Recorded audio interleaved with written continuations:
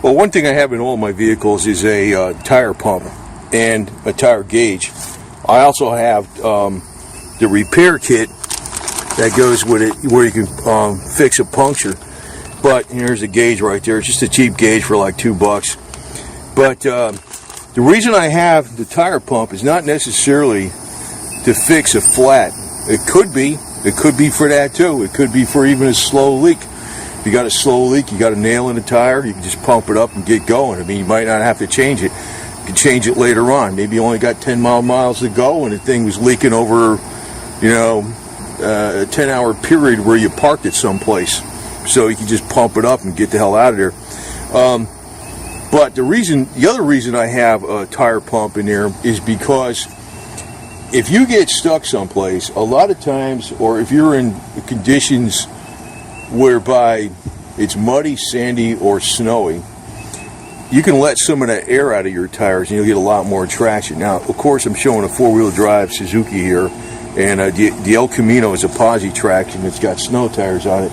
But you can just have a regular car like that, and if you got regular tires on it, just plain old all season. Say you're out there in the snow, or you get stuck in a snowstorm. I mean, you're probably not thinking about it right now, or it could be you pulled into some place, and it was easy to drive in there. I've done this before.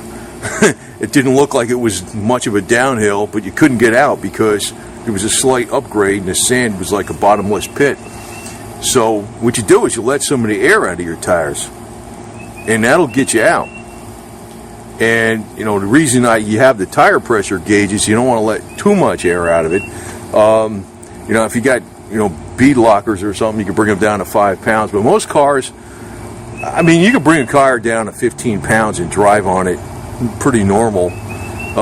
Even 10 pounds as long as you're going slow, and that'll make a big difference. Say, for instance, you get caught in an unexpected snowstorm. Like I'm in Florida, and even though I'm in Florida, I got snow and mud tires on my cars, most of them anyway.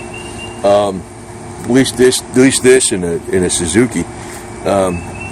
But the deal is, say you're, you're driving someplace and all of a sudden you hit the mountains and there's snow. That happens in California a lot too. I mean, you could be down below the mountain and it's 55 degrees, and up on the mountain it's freaking full of snow, unexpectedly.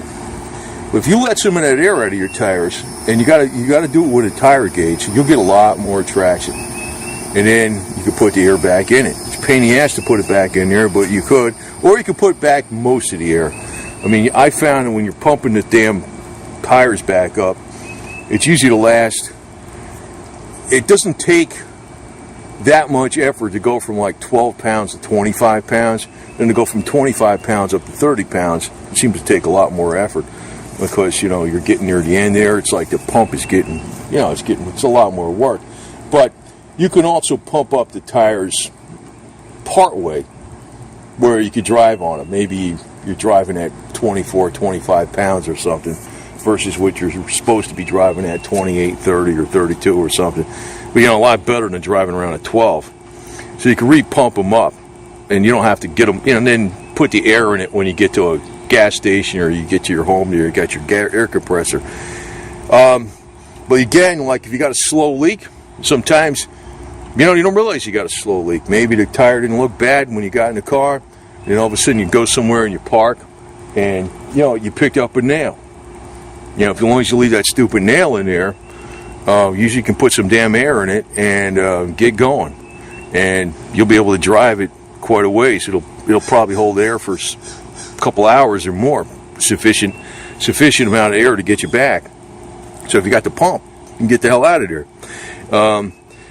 Now, also, like I said, I keep this kit with me, and I don't think I'd ever plan on using that because I usually keep Fix-A-Flat also with me. Because if I got a leak, sometimes I don't really want to fix it right there on the spot. But if I had to, I got it. Say you got multiple flats or something. What are you going to do, right? You're going to have to do something. I mean, maybe you can't call AAA. Maybe, I don't know, maybe it's a problem or something. But a lot of people don't do this. And I got that pump. I got a pump like that in this car, this Jeep thing. Well, it's not a Jeep. It's a Suzuki, all right. I call it a Jeep. I got one in the El Camino, same deal with the tire pressure gauge. I got one in that Sebring, and I got one in that Chevy over there. I even have one in a motorcycle. Now that's not because of, I'm going to lower the tire pressure and drive around in the snow, but I got in there. It's not a pump like that. It's actually a bicycle pump. It's a real little one, but it's better than nothing. I could patch up a tire. Might have to pump it like 800 times to get the damn air back in the tire, but I can get it going. But a lot of people underestimate how much difference in traction you will get by just lowering your tire pressure. And yeah, you can eyeball it, but then again, it's pretty difficult to do that, accurately. You don't want to go down to, I guess you could go down to like maybe 8 pounds real temporarily, but just to get it out of the deal. And you see even this board here, I got that in there because I don't think I'd have a problem with this thing because it's got the locker in it. But, if you had one wheel, it doesn't have an open end rear and it's got 4-wheel drive and it's got a locker in the rear. But the reason I got that board is, say you got one wheel that goes way down and this thing's lightweight. That board would hold this stupid thing up. You jack up the vehicle, you put the board under it, and you get things a little more even. Or if it's, it's sunk into, a hole or something, and your frame is on the ground, well, you can just, you can jack it up, put the board under it, and get the hell out. So I have a lot of stuff like that to keep with this damn thing. And, it's like you never need it. And then the one time you need it, you're like so glad you got it. But I always keep, to me, the pump, not just for freaking fixing a slow leak, but not just for repairing a tire, but also getting out of bad traction situations. It could be anywhere.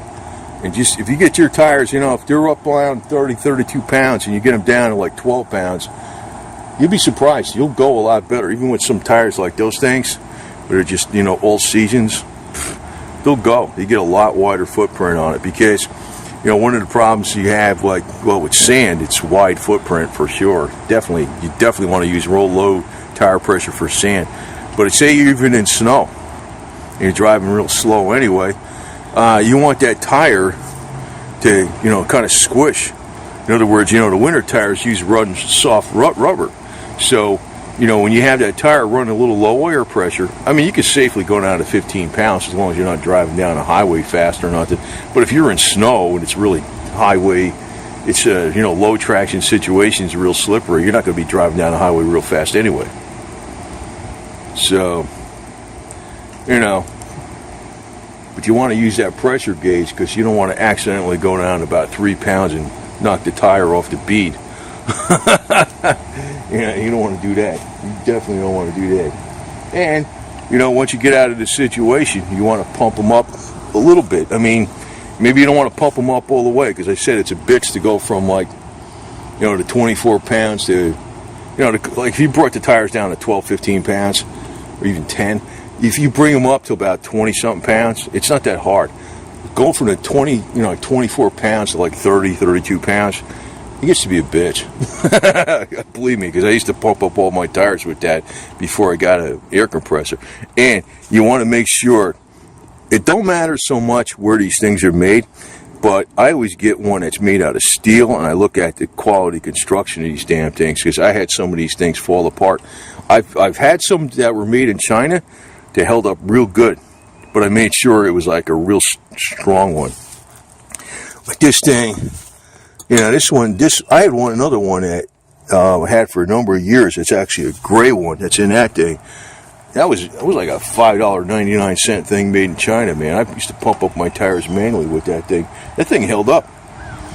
But you don't want nothing real high tech. I don't need one with a gauge on that. I just use a simple little bullshit gauge like this. So what do you need? And it's got the little nub on there for letting the air out of the tires and bringing them down, so you can just check them out. So, but anyway, that's what I do, man. So it's like all that crap together, that and that. I mean, it might run you $15, and it don't take up much room, and it could save you a lot of problems someday in the future.